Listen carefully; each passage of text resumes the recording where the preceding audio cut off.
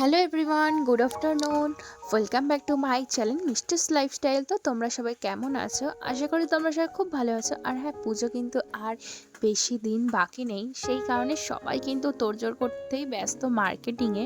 তো সেই মতো কিন্তু আমিও বেরিয়ে গেছিলাম সেই দিনকে। একটু কেনাকাটা বাকি ছিল আমার। তো সেই কারণে আমি, ভাই আর মা বেরিয়ে গেছিলাম আমরা একটু মার্কেটিং করতে। আমরা গেছিলাম হচ্ছে বাজার কলকাতাতে। ওখানে স্টক আমার খুবই ভালো লেগেছে, ওখান থেকে আমি ফুল মার্কেটিং করেছি। দেন এখানে আমার প্রচুর প্রচুর মার্কেটিং করেছে। এখান থেকে আমি, মা আর ভাই কিন্তু গেছিলাম, তোমাদেরকে বললাম।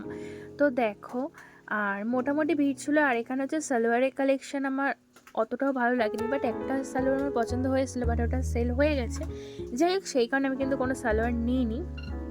তো আমি কিন্তু টপ জিন্সের কালেকশানগুলো কিন্তু আমার বেশ ভালো লেগেছে, ওয়ান পিস। তো সেই মতেই কিন্তু আমি ওইগুলোই কিনে নিয়েছি। তো যাই হোক, তাও একটু একটু ঘুরে ঘুরে আমরা দেখছিলাম।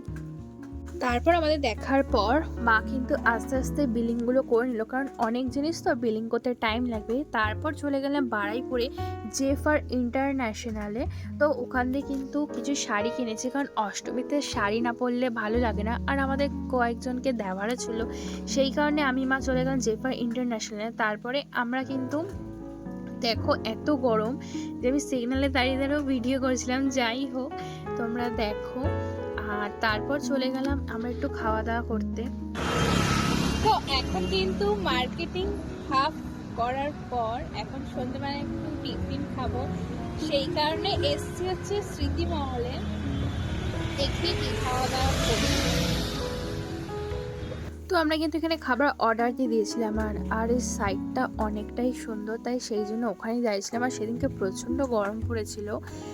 আর খাওয়া দাওয়া করার পর এখন কিন্তু আমি বলছিলাম যে আর আমি মার্কেটিং করতে যাব না, কারণ আমার শরীরটা অতটাও ভালো লাগছিল না। সেই কারণে আমি কিন্তু একটু বাড়ি চলে আসার জন্যই মাকে বলছিলাম।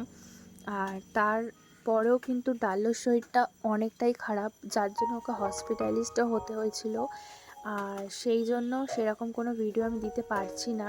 আর ডাল্লো কিন্তু সুস্থ হয়ে গেলেই তোমাদের সাথে কিন্তু আবারও দেখা হচ্ছে নিউ ব্লগে। তো তোমরা সবাই আমার ভিডিওটাকে ভালো লাগলে please like, comment, share, subscribe করে দাও। তো চলো, বাই। আর তোমরা সবাই অবশ্যই প্রে করো যেন ডাল্লো তাড়াতাড়ি সুস্থ হয়ে যায়।